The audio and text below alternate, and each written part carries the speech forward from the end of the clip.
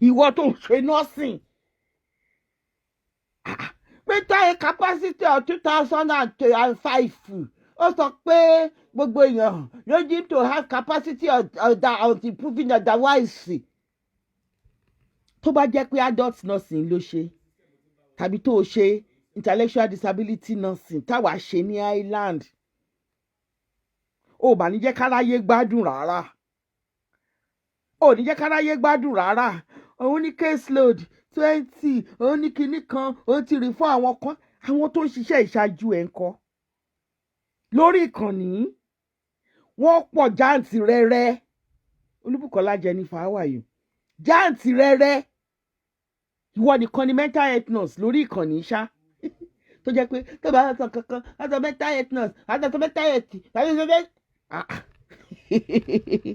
a máa dúpẹ́ lọ́wọ́ Ọlọ́run tó jẹ́ òṣè nọ́ọ̀sì tó bá wá ṣe nọ́ọ̀sì nǹkan torí náà ni pé sórí gbogbo bó ṣe ń sọ̀rọ̀ yẹn àwọn tó máa access èèyàn wọ́n ti mọ̀ wípé ọpọlọ ẹ̀ ó ti dọ́bà wọ́n ti mọ̀ pé ayé ti gẹ̀ẹ́tì ẹ wọ́n ti mọ̀ pé o ò ní láárí wọ́n ti mọ̀ pé wọ́n ti gba sátidé lọ́wọ́ ẹ̀ wọ́n ti gbé Tuesday lé ẹ lọ́wọ́.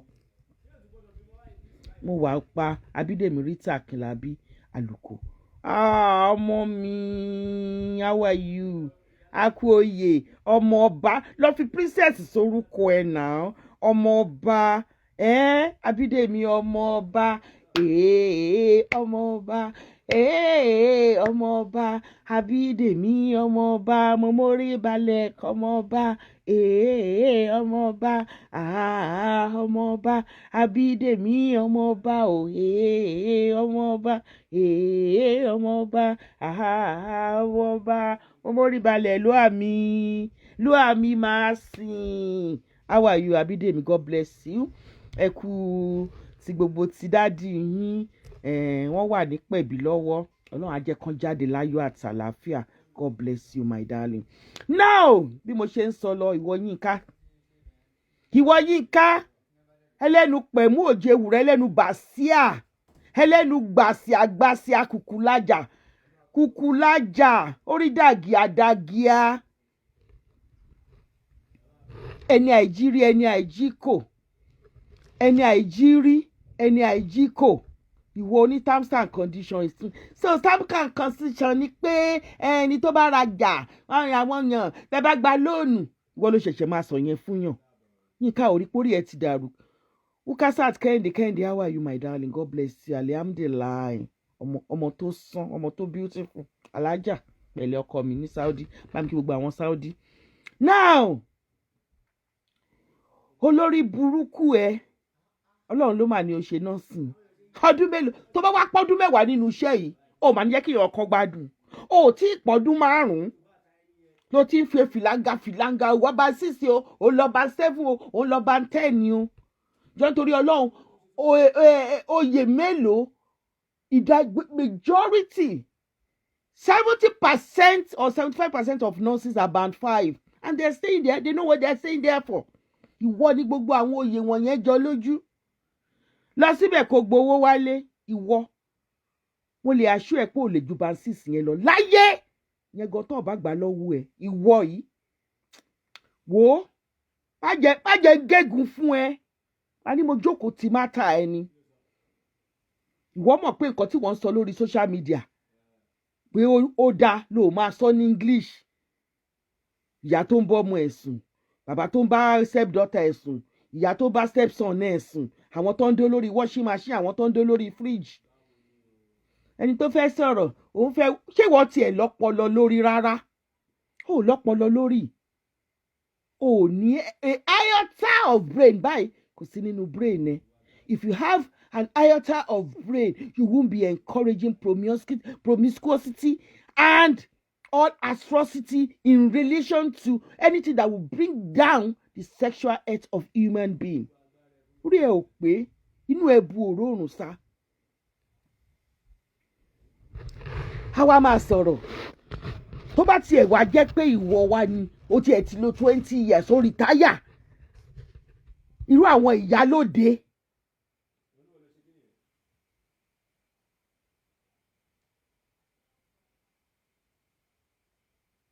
ó ti dé bí o olórí burúkú olòṣì òun lélẹ́yìn òun ní yẹn block ẹ you don't have to be here.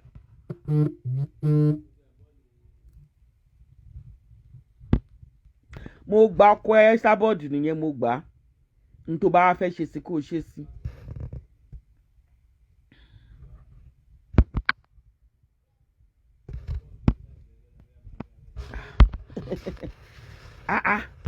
ẹ̀yin olófo olóṣì gbogbo olóṣì gbogbo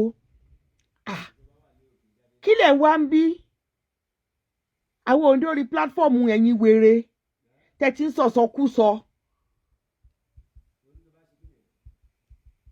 òǹdó orí pílátífọ̀mù ẹ̀yin wèrè ṣoré mi kò sẹ́ni tó win mi rí Yinka bring it on èmi àti ẹ ànódìjọ́ tó bá tó ṣe nọ́mà tí bá wù ẹ́ mo kàn ń wù ẹ́ ni ṣoré mi àti ẹ àjọ máa mú nǹkan lẹ̀ tó bá wá jẹ́ pé o ti wá wà 5 years in this profession 10 years 15 years 20 years àwọn kan ló ṣe nọ́ọ̀sì wọ́n ti jèrè ń bẹ̀ wọ́n rìtáyà ń bẹ̀ wọ́n gba owó tó ju owó ìyálà ẹ lọ ń bẹ̀ ìwọ́ṣẹ́ ìdíbẹ̀ lọ́dún márùn-ún sọ̀rọ̀ mental health capacity tó o lè sọ nǹkan kan míì kó má sọ bó bá sọ̀rọ̀ orí burúkú ẹ ò ní fi nọ́ọ̀sì sí ṣùgbọ́n tó bá fẹ́ wá jàjà ẹnu wàá bá sọ ẹ kú mọ̀ pé òun gan dá ṣáká lẹ́nu ọ̀rọ̀ dá ṣáká lẹ́nu òun kàn fẹ́ dá wọn lóhùn dá wa lóhùn olórí burúkú ló jọ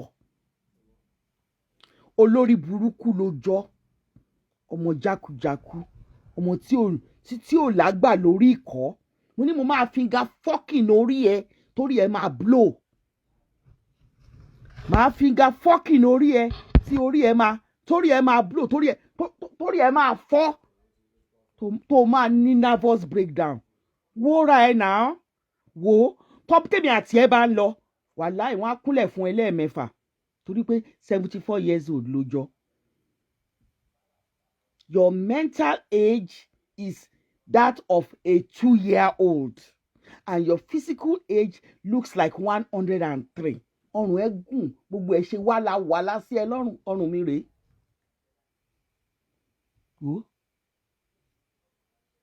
O wà healthy in any way psychologically emotionally even financially you are not healthy. ó dáa òbúrẹ́ wà lọ́mọ ọ̀pọ̀ lórí ẹbí tá yán 2-year-old gan gbọ́n jù ẹ lọ. ta ló wá ń sọ̀rọ̀ terms and conditions kí ló ń tà tó ń sọ̀rọ̀ terms and conditions ṣé okó àtòbò ló ń tà tó ń sọ̀rọ̀ terms àbí ṣàbáríkòlò ṣàbáríṣòṣì ṣàbárí wèrè tó ń kó káàkiri ọwọ́ ẹ ti jábọ́. Yes, sprinkle everywhere. She's a pathetic failure, a failure to the core, a failed mother. Ìyá tó mu sìgá tó fi gbégbó. Ẹ sábọ̀dù mu sìgá kò mú gbó mọ́ tiẹ̀. Ìwọ mu gbó mọ́ tiẹ̀. Lórí burúkú ọmọ játijàti. Tí bá kàn ń wù ẹ́ mò ń wù ẹ́ ni. Mò ń wù ẹ́. Abẹ́ ẹ tá tán kọlẹ̀. Ní term and condition ìrora màá wá máa wò tó bá ń sọ̀rọ̀ nursing ìgbà tó tiẹ̀ wá school of nursing yẹn ló ti ẹ̀ ga jù màá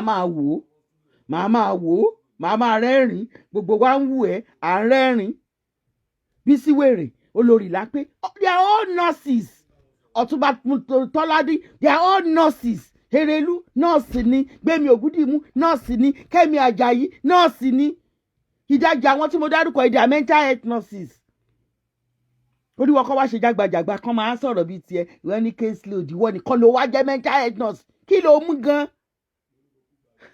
ṣùgbọ́n mi ti lọ gbogbo eyín ẹ ti rọ́tìn ò dáa ahọ́n dúdú gbogbo egungun ṣe wálawàla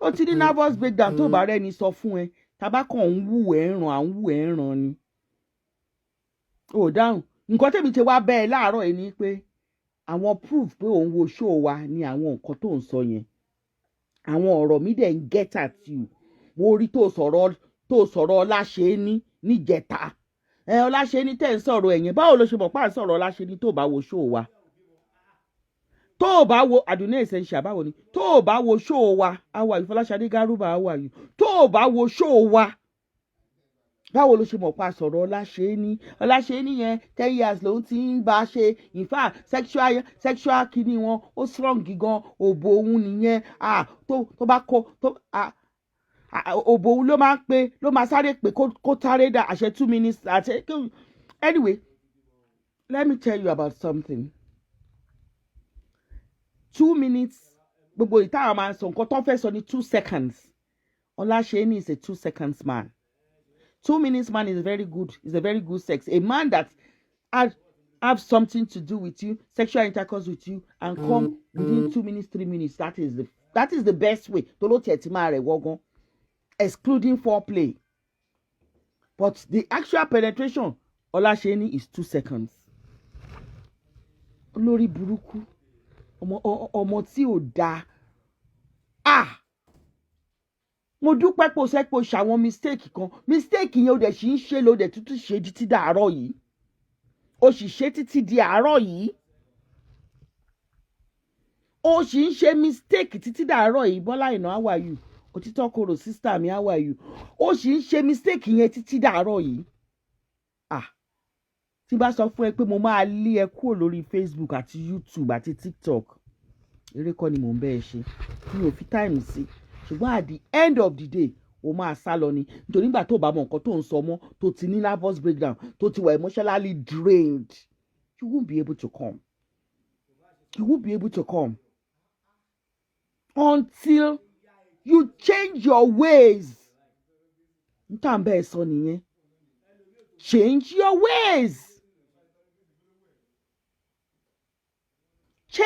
ways stop teaching people. Stop promoting immorality. Because your man is a 2 seconds man doesn't mean that all men are like that. And you don't have to tell all men to go about seeking for sex where they should not be. You promoting insects. Telling a grown-up man to be having sex with his daughter, with his stepdaughter. Promoting immorality.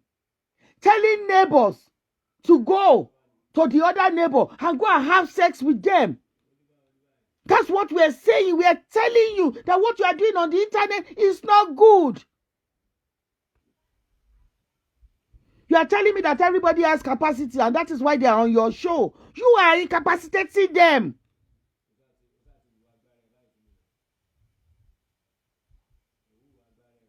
You are incapacitating them. They have capacity. When they come on your show, you incapacitate them. You make them to lack capacity on your show. And the fact that people are adult does not make them to have capacity.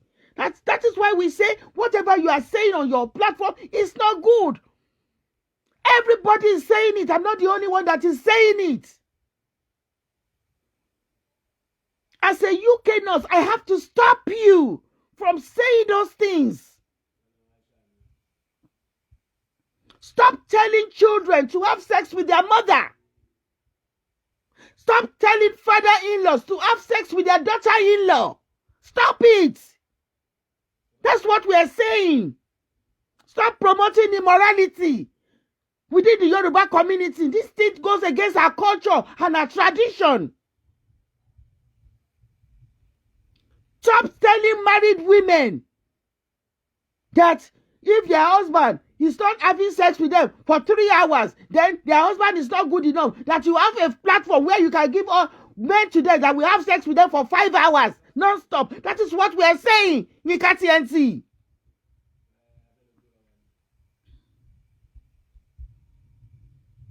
You need to be assessed. Your brain needs to be reset. That is what everybody is saying. We say no to your shenanigans.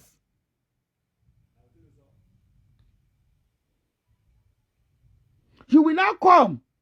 Who among all the nurses here, will you see, will come and talk about their place of work on the internet? It is only you. I have 20 cases. So go and tell your band 7 nurse or your administrator that you are burnt out. If you are burnt out, go on holiday. Stop advising people in the Islamic community, women in the Islamic community, to have sex. Threesome. Stop promoting it. Stop saying that there is a sexual enhancement, harbor mercy that can make them have sex with 10 women at a go on the same bed. That is what we are saying. Enough of your shenanigans on the internet. When you stop all this rubbish that you are doing, then people will not come for you.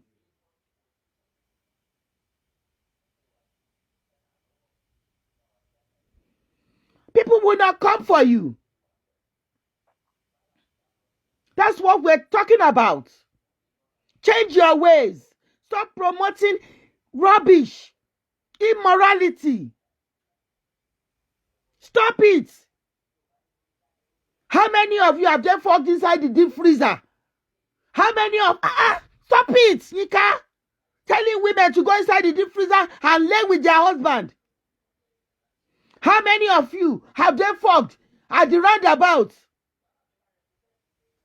Stop it, Yinka.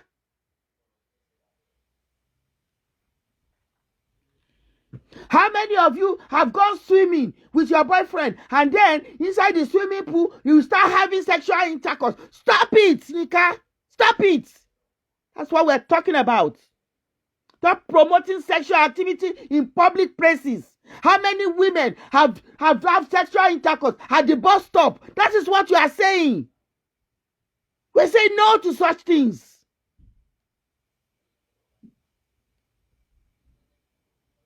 We, the Yoruba community, Nigerian Yoruba community, we said no to all your shows in all entirety.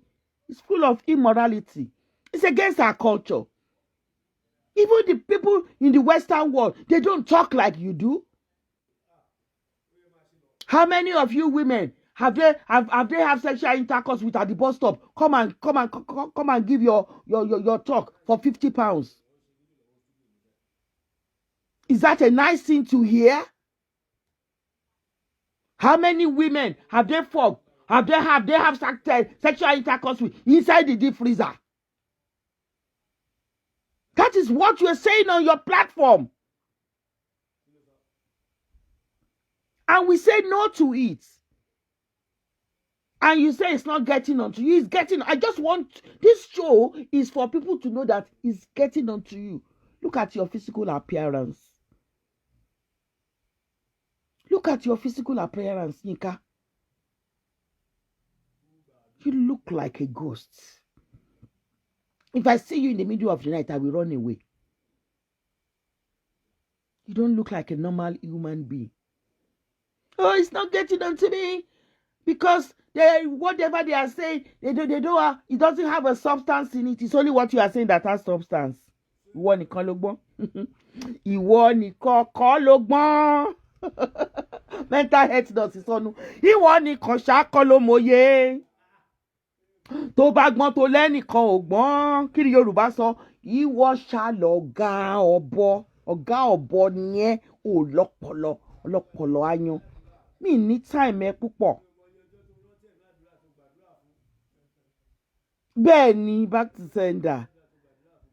So, Folashade Garuba, how are you? Enough of your shenanigans. Ò ń ṣọmọ, wọn ò tọ́ ẹni léere, wọn ò bí ẹni léere. Ìyá tó bí ẹ ìyá dáadáa ni, ṣùgbọ́n ìwọ tó ti òbú ẹ jáde ọmọ burúkú ni ẹ́. Ọ̀bàyéjẹ́. Mo tún wá rán ẹ létí láàárọ̀ yìí. Àdàbí Yínká tó o bá ti ba ilé ẹyọ kan jẹ́ rí. Àdàbí tó o bá sọ yìí pé àwọn obìnrin ó dàbẹ̀ ṣe ń ju òhò yín síta o. Kọ́ má bá yín wí o. Obìnrin tó bá ti jù wọn síta ẹ fọwọ́ ra wọn lórí o.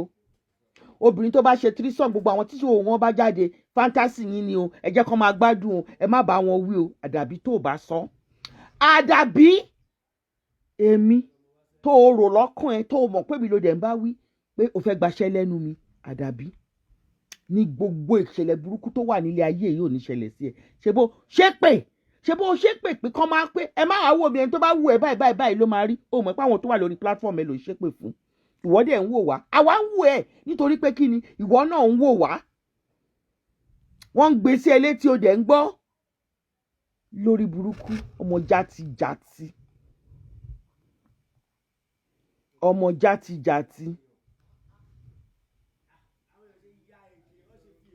játijàti àwọn nǹkan tó ń fún ẹ ní fáńsásì tiẹ̀ nìyẹn kó máa gbọ́ bí wọ́n ṣe ń bóbìnrin míì sùn ìyẹn ni fáńtásì tiẹ̀ ẹjọ́ báwo ló ṣe rí lórí freezer tó bá gbé yín sórí freezer àti lórí washing machine báwo ló ṣe rí wọ́n bá gbé yín sórí washing machine ṣídẹ̀ yín máa ń dún pàpàpà ṣídẹ̀ yín máa dún pàpàpà lórí ẹ̀ báwo ló ṣe máa ń rí kó máa dún obìnrin míì kó máa gbọ́ káwọn yẹn máa sọ òun ní fáńtásì tiẹ̀ and such things are not allowed in the Yoruba community.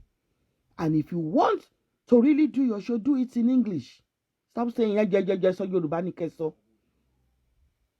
O fẹ́ bà Yorùbá jẹ́ fún wa, o fẹ́ bà ilẹ̀ wa jẹ́, ilẹ̀ adúláwọ̀, o fẹ́ bàjẹ́ tó jẹ́ pé o ní the best. Black is beautiful. Black culture is the best of the best in the whole wide world. O fẹ́ bàjẹ́ fún wa. Ẹni tó bá fẹ́ bà culture wa jẹ́ tó ń sọ̀rọ̀ rádaràda tó ń sọ̀rọ̀ ṣàkáṣàká sí culture wa níbi tí ó wà sacred níbi ìbálòpọ̀ ọkùnrin àti obìnrin tó ń fẹnu ṣátá ẹ̀ tó ń fẹnu bàjẹ́ tó fẹ́ kọ́ wọn níkọ̀kúkọ̀ onítọ̀hún ò ní jèrè alálẹ̀ ilẹ̀ Yorùbá ò ní jẹ́ kó jèrè bó o ní gbogbo red passport ayé ẹ̀ ò ní jèrè ìlú yẹn ó bá kò ní kó dọ̀la kó o bá fẹ́ jèrè ìlú tó wá wàá ṣòfò dànù ni ẹni bá fẹ́ bà ilẹ̀ adúláwọ̀ jẹ́ kó fẹ́ pé torí pé o wà lókè òkun o fẹ́ bà ilẹ̀ adúláwọ̀ jẹ́ ohun tí bíbélì gan lòdì sí tó pa odidi ìlú kan run Sódómù and Gòmórà tí wọ́n encourage àwọn ọkùnrin àtàwọn obìnrin kó máa sodomize ara wọn ẹni bá ṣerú ẹ̀ ẹni bá encourage irú ẹ̀ tó encourage threesome tó encourage fivesome tó encourage kí bàbá bọ́mọ sùn tó encourage kí stepfather kó bá stepdaughter sùn àti stepmother kó bá stepson náà sùn ẹni náà ò ní jèrè ibikíbi tó bá wà kò tiẹ̀ ní jèrè ọmọ ni a ò ní rí bá ti ṣe kò ní rọ́nà gbégbà a ó lè máa dùn fún lónìí tó bá dọ̀la gbogbo nǹkan ní ẹ̀ máa parun ní lórúkọ Jésù tí mò ń sìn. Kí ló dé kí ló ń ju ẹ lówó tán fi jólẹ̀ ẹnikẹ́ni tá a bí nínú obìnrin either by normal delivery or cesarean section surrogacy náà fi bí ẹni IVF ni wọ́n fi bí ẹni ìtọ́rí kan fi bí ẹni àfi tí ò bá ń ṣobìnrin ló gbé ẹ síkùn ṣáá ni tọ́dẹ̀ wá bí ẹ by normal delivery or cesarean section tí tó dún wẹ́ẹ̀ nígbà tán bí ẹ tó o bá fẹ́ bà the sacred nature of sexuality and sexual intercourse àti sexuality and sexual intercourse and sexual health of both female and male tó bá fẹ́ bàjẹ́ encouraging promiscuity and immorality because you are abroad you are in the United Kingdom you are bent on destroying what the Lord God said is sacred. And you are encouraging threesome, foursome, sodomy, sodomization, immorality. You are encouraging immoral sexual acts within the family unit. Such person ní orúkọ Jésù ilẹ̀ alanu agbẹ́ni náà mi gbogbo nǹkan tó ń ṣe dáadáa tínú ẹ fi ń dùn ẹ̀kọ́ ni iṣẹ́ ẹni àwọn ọmọ ẹni ilé ẹni góòdì ẹni aṣọ ẹni ọkọ ẹni ilẹ̀ lanu kọ́ gbẹ́mí lórúkọ Jésù ta ló ń bẹ ta yín ta ló ń bẹ ta yín ta ló ń bẹ ta yín adá ẹ mọ̀ bàjẹ́ adẹ̀dá àwọn tó ń ṣe rere mọ̀ bolo tí ń bọ̀ tó lókun lọ́rùn a ní kó yé promote immorality kó dẹ̀ má bà culture àwa Yorùbá adúláwọ̀ jẹ́ It's against our culture. Sodomization is against our culture. It's against our religion. In both religion. Threesome is against our religion. It's against our culture. Having sexual interaction in sex is against our culture. And these are all the things that you are promoting, that we're talking about. Come out. Thank God you went to school of nursing. If you hadn't gone to school of nursing, what would we be talking about mental capacity? People that doesn't go to school of nursing, they all know, everybody knew or knows about mental capacity. Is there on Google. You don't have to be a nurse to know anything about mental capacity. You don't have to. The fact that people have capacity does not mean that you teach them things that are wrong, that are morally wrong. That's what we're talking about. That's what we're talking about. And you want to justify whatever you are doing because of your nursing skill? Is that what the ethics of nursing teaches you? To come out and be teaching people how to sodomize? Is that what nursing profession teaches you?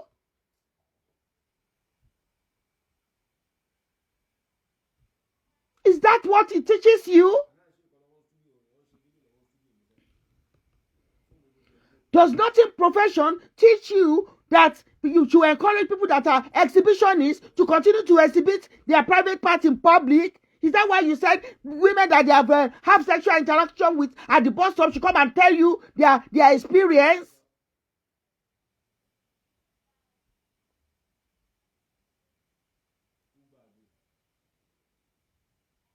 Yinka, enough of your shenanigans.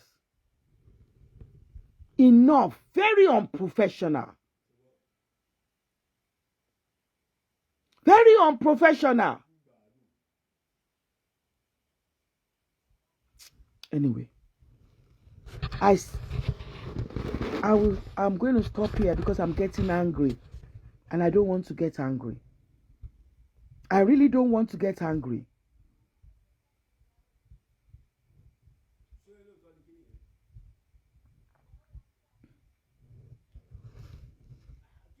Luku Oshisko Lombeja. You are such a nonsensical person.